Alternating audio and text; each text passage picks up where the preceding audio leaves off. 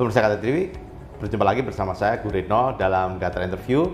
Kali ini saya akan membahas sektor otomotif, industri otomotif, ekosistem otomotif terutama yang belakangan ini semakin marak di jalanan aspal di tanah air, yaitu mobil listrik berbasis baterai.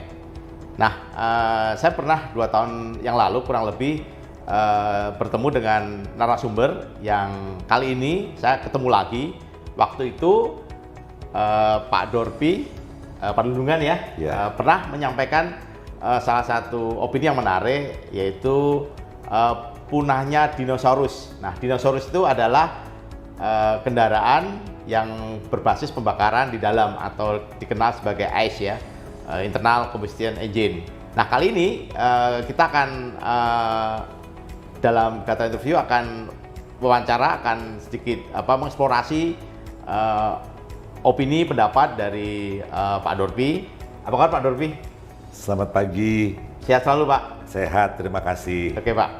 Tadi saya sudah kasih pengantar Pak. Nah, terima kasih. Kali langsung aja Pak, saya tanya ke Pak Dorpi Pak terkait dengan ekosistem kendaraan listrik di tanah air. Bapak punya pendapat atau semacam opini seperti apa Pak terkait dengan eksistensi ekosistem kendaraan listrik di tanah air? Terima kasih Pak Guritno. Izinkan saya menjawab bahwa ekosistemnya itu adalah sesuatu yang sudah baku. Sekarang permasalahannya itu kami berada di mana? Dalam hal ini jelas-jelas saya menyatakan berulang-ulang bahwa saya adalah bagian daripada swasta yang melakukan apa saja yang kawan-kawan di pemerintahan mengkehendaki perubahan, peralihan, dan pembaharuan ekosistem tersebut. Ya, jadi ada semacam transisi begitu ya Pak Dorpi ya? Dari kendaraan yang tadinya internal combustion engine ke kendaraan yang berbasis listrik begitu? Kalau kita ngomong mengenai fakta itu kita mesti mulai dari kendaraan yang pertama kali dipakai oleh yang namanya manusia, yaitu kita. Kendaraan yang pertama kali yang kita pakai itu adalah kuda, narik gerobak, gitu. Nah, sesudah kuda narik gerobak, ternyata di Eropa itu, terutama persisnya di Manchester, ada industri revolusi yang pertama. Terbentuklah bagaimana kalau kita bisa menggerakkan gerobak dengan pembakaran. Nah, jadilah yang namanya penggunaan kayu bakar besar-besaran, terus jadilah yang namanya kereta api yang menghubungkan dari satu daerah ke daerah lain. Nah, itu berkembang terus sampai saatnya ada 2 orang luar biasa cerdasnya di Amerika. Satu namanya J.D. Rockefeller di Tusfield, di kampung dia menemukan cairan hitam yang namanya minyak. Terus dia bersahabat dengan satu orang lagi di Detroit namanya Henry Ford. Terus mereka sama-sama menguasai dunia transportasi berbasis bensin dan berbasis diesel. Mereka yang mengkomersilkan. Yang betul-betul menjalankannya itu, yang pernah saya kirim kepada Mas Guritno, yaitu Mr. Carl Benz.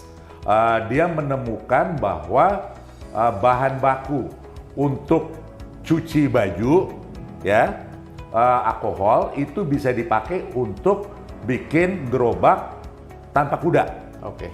Nah, itu yang dia pakai. Tetapi anak buah dia yang luar biasa hebatnya itu Mr. Diesel menyatakan, saya bisa lebih efisien di dalam ledakan di dalam blok mesin dengan menggunakan campuran yang lain. Maka itu sekarang ada 2 jenis bahan baku. Satu namanya bensin, satu namanya diesel. Itu backgroundnya. Nah, sekarang apa yang terjadi? Apa yang terjadi itu sangat sederhana. Bahwa ini sudah luar biasa menguasai dunia, dan sekarang kita sadar bahwa panas yang diciptakan pembakaran di dalam blok mesin itu tidak semuanya bisa dipakai. Engine block itu sesuatu yang kita di Indonesia tidak mengerti. Kita tidak bisa bikin engine block. Kita tidak tahu campurannya apa engine block. Tetapi engine block itu ada ledakan di situ, yaitu udara dicampur sama bahan bakar. Nah, ledakannya itu menggerakkan piston. Nah, di dalam engine block itu dia menghasilkan panas. Panas itu dipakai untuk menggerakkan kendaraan. Tetapi yang tidak pernah disebut adalah dari panas yang dihasilkan di engine block, kurang dari 20%, rata-rata cuma 18% panasnya itu digunakan untuk menggerakkan kendaraan. Akibatnya dia butuh knalpot. Akibatnya kalau misalnya Pak Guritno nyalain mesin mobil, matiin mesin mobilnya sesudah 5 menit, buka kap mesin, Pak Guritno pegang mesinnya, itu namanya bunuh diri karena kulit kita ngelopak semuanya. Karena panasnya di situ. Nah, panas itu dibuang. Nah, itu yang menghasilkan apa yang orang-orang pinter bilang emisi. Jadi sekarang pemikiran kita itu kenapa kita mesti menggerakkan pakai ledakan-ledakan di dalam engine block. Bagaimana kalau kita menggunakan batu baterai? Itu ceritanya. Nah, kalau di tanah air, kalau kita lihat 5 tahun belakangan ini ya, Pak Dorpi ya, itu perkembangannya pesat, terutama di sektor mobil pribadi. Tapi bagaimana dengan pengadaan moda transportasi umum yang berbasis listrik, terutama baterai gitu? Kalau Pak Dorpi melihat seperti apa Pak di tanah air? Di tanah air, Anda menyebut 5 tahun. Saya hanya menyebut semenjak Undang-Undang Dasar 45, 17 Agustus tahun 45. Jadi Undang-Undang Dasar kita itu adalah PP 55 tahun 2019. Kendaraan berbasis listrik itu timbulnya baru mulai tahun 2019, belum ada 3 tahun. Nah, tetapi di dalam PP itu nanti tolong Pak Guritno baca lagi, PP-nya itu jelas-jelas menyatakan bahwa dari tahun 2019, 2025 semua transportasi umum mesti diganti dengan transportasi berbasis listrik. Transportasi yang tidak berbasis listrik, yaitu bis, taksi dan lain-lainnya, dilarang berada di kota-kota besar. 2030 semua transportasi, masa bodoh dia di desa-desa ataupun dia di kota-kota, semuanya mesti berbasis listrik. Apa yang kita bicarakan Pak Guritno? Yang kita bicarakan juga sesuatu yang kawan-kawan di Gaikindo, itu perkumpulan orang-orang yang bikin mobil internal combustion engine, mereka tidak mau nyebut bahwa di Indonesia itu sekarang ada kira-kira 26 juta mobil berbasis bensin dan diesel. Itu semuanya mesti dialihkan menjadi, bukan dialihkan, semuanya mesti diganti dengan kendaraan berbasis baterai. Itu baru mobil sedan pribadi kebanyakan. Yang kedua, transportasi umum. Apa itu transportasi umum? Transportasi umum itu adalah kendaraan yang dari 6 meter, kebanyakan itu adalah yang 4,5 meter, yaitu dulu yang namanya oplet-oplet. Terus sekarang kita punya bis-bis, bis itu sekarang kita punya sampai yang 18 meter, yang kita sebut bis gandeng, itu bis articulate. Nah, rata-rata bis kita itu seperti bis saya, antara 8 sampai 10 meter, banyak juga di kota-kota besar bis yang 12 meter. Jumlahnya berapa sekarang? 6 juta. Itu mesti dibuang semuanya. Mesti diganti juga ya, harus digeser. Nah, yang lebih seru lagi, adalah menengah ke bawah. Orang Indonesia menengah ke bawah itu, dia itu pakai sepeda motor untuk berbagai macam kepentingan. Berapa banyak sepeda motor di Indonesia? 125 juta. Ya itu, semuanya mesti diganti. 125 juta sepeda motor mesti diganti dengan sepeda motor listrik. Antara mau tidak mau itu tidak penting. Kenapa? Karena jawabannya sederhana. Kalau sepeda motor kamu, kalau mobil kamu, kalau bis kamu, platnya itu nggak ada strip birunya, kamu saya tangkap. Nggak bisa jalan. Kamu saya tangkap, kamu saya bawa ke kantor polisi, mungkin saya bakar.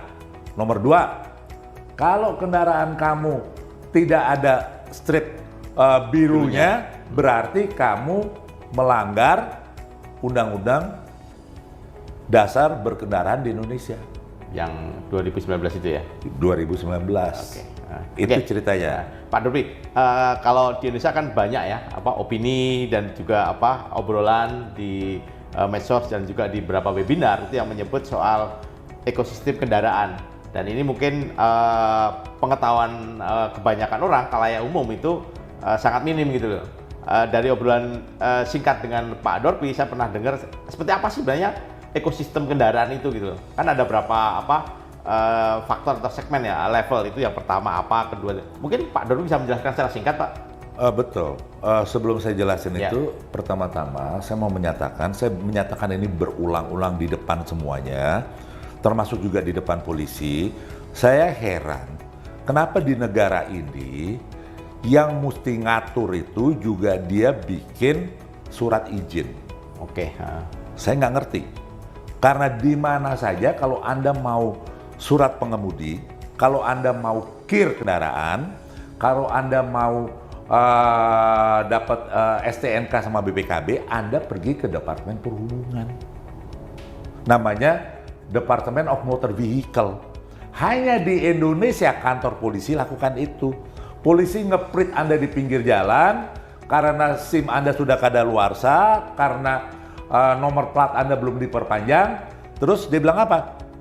Coba kamu pergi ke kantor polisi sana ya, kamu perpanjang tuh kawan saya. Ya kan, masa yang nangkep yang kasih izin lagi? Nggak bisa dong.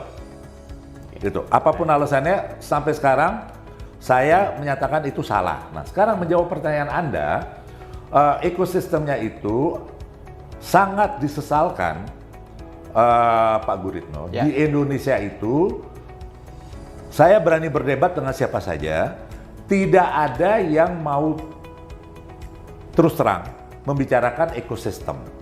Kenapa? Karena kalau kita bicara secara terus terang ekosistem, kita tahu bahwa tidak mungkin orang-orang yang katanya mau bikin sepeda motor listrik, katanya mau bikin mobil listrik, katanya mau bikin bis listrik, sudah keluar puluhan bahkan mungkin ratusan miliar, bisa berhasil. Tidak mungkin. Sebabnya apa nih, Pak? Sebabnya sederhana, yang tadi saya bilang ekosistemnya itu terbagi 3. Ekosistem satu Romawi, saya nyebutnya satu Romawi, itu adalah ekosistem membuat kendaraannya. Oke, industrinya ya, Pak ya? Bentar, membuat kendaraannya. Oke. Nah, kendaraan itu mesti dibikin. Apakah you sebut itu industri atau tidak, itu nggak penting. Kendaraannya mesti dibuat. Ya. Orang yang membuat sesuatu itu dengan zaman, yang dia bikin itu makin canggih, makin hebat, makin sederhana. Nah, di dalam kendaraan berbasis listrik, yang bosnya itu, yang mimpin itu, bukan generasi saya. Orang-orang yang hanya ngerti bawa martir, bawa kunci Inggris, bawa obeng. Yang mimpin itu adalah generasi anak saya. Di bawah 35 tahun, yang ngerti, seperti kata Pak Prabowo, online-online. Yang bisa bikin aplikasi. Karena sama seperti HP kita, itu HP kita itu bergeraknya karena banyak aplikasinya. Ya. Tapi sebelum 4G, semua HP itu boleh dikatakan nggak ada aplikasinya. Yang kita anggap aplikasi itu cuma satu, yaitu BlackBerry Messenger. Ya. Udah, nggak ada aplikasi sama sekali. Sekarang segala satu ada. Bahkan nonton video aja bisa. Ya. Nah, siapa yang bikin itu? Orang yang bikin itu adalah bos-bos kendaraan berbasis listrik. Karena aplikasinya itu mesti makin lama makin canggih. Namanya Siri. Nah, Siri itu you bisa ganti. Misalnya you ganti ke dalam bahasa Indonesia namanya Aminah. Minah, kaca atas buka 1/4. Cerrrr, dia buka. Ya. Minah, pintu depan kacanya turunin penuh. Ya. Cerrrr, dia turunin. Minah, tutup semuanya, dia tutup. Ya. Gitu. Nah, jadi kembali lagi kepada ekosistem. Ekosistem pertama itu adalah orang yang bikin mobil, apa saja. Orang yang bikin mobil itu, yang mimpin itu bukan orang-orang yang tangannya belepotan minyak. Yang mimpin itu sama seperti yang bikin HP. Nah, Di dalam ekosistem Satu Romawi mesti ada yang namanya perbankan.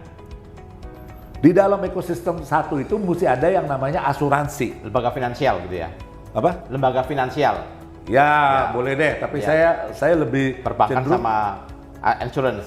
karena belum tentu, terutama di luar negeri, lembaga pendanaannya itu juga punya perusahaan asuransi, belum tentu. Tapi kalau di Indonesia semua bank itu punya perusahaan asuransi. Sekarang, you lihat yang namanya Temin, Toyota Manufacturing. You lihat yang namanya HPM, Honda Prospect Motor. Ya, you lihat yang namanya Astra Honda Motor yang bikin sepeda motor. You lihat semuanya, itu jelas siapa direksinya, jelas siapa yang mimpin, jelas siapa bosnya. Sekarang, you pergi ke Wuling, siapa direksinya? You nggak tahu. You pergi ke Dongfeng, siapa direksinya? You nggak tahu. You pergi ke Hyundai, siapa direksinya? You nggak tahu. Siapa pemegang sahamnya? You nggak tahu. Kenapa? Karena yang mereka pentingkan itu kita bikin produk, bukan kita jadi kaya raya. Nah, itu bedanya. Itu yang Satu Romawi. Jadi yang Satu Romawi itu adalah membuat kendaraannya dengan teknologi yang makin lama makin maju, dan juga adanya perbankan sama asuransi. Ya. Nah, yang kedua Pak? Yang kedua itu adalah saya. Saya bilang saya itu siapa? Saya itu adalah pemilik armada, pembeli. Oke. User, pengguna ya? Iya, buyer. Ya, sebenarnya bukan user, sebenarnya buyer. Buyer. Nah, maka dari itu saya tidak mau cawe-cawe dengan manufacturing, karena kalau saya cawe-cawe manufacturing, saya mesti pakai produk saya sendiri. Tapi kalau saya merupakan user seperti bis saya, bis saya ini kan aneh-aneh. Apa itu? Ada yang mereknya Mitsubishi, ada yang mereknya Hino, ada yang mereknya Scania, ada yang mereknya Daimler-Benz. Oke. Sekehendak saya aja. Apapun juga ya. Gitu. Tapi kalau saya merupakan pemegang saham di Daimler-Benz Indonesia, atau saya pemegang saham di Mitsubishi, nggak mungkin dong saya mau pakai bis orang lain. Ya, harus tunggal ya. Bukan harus tunggal, kawan-kawan direksi bilang, lo kan pemegang saham di sini, lo kan punya 50%. Masa lo nggak beli produk lo sendiri? Masa lo memperkaya orang lain? Ya benar juga ya. Iya, ya benar juga ya. Kan begitu. Nah, jadi itu jelas-jelas di dunia itu ada kategori 2. Kategori 2 Romawi itu adalah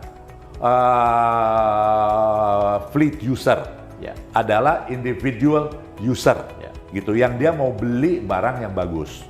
Nah, kategori 3 ini yang sangat amat penting, yaitu after sales market. Oke. After sales marketnya itu kayak apa? Kemana kendaraan listrik saya akan jual, siapa yang akan kasih saya uang untuk saya beli kendaraan listrik yang berikutnya. Jadi 3 kategori itu mesti ada. Mesti ada ya? Nah, di dalam 2 Romawi itu ada yang namanya 3S yang di bawah naungan Satu Romawi.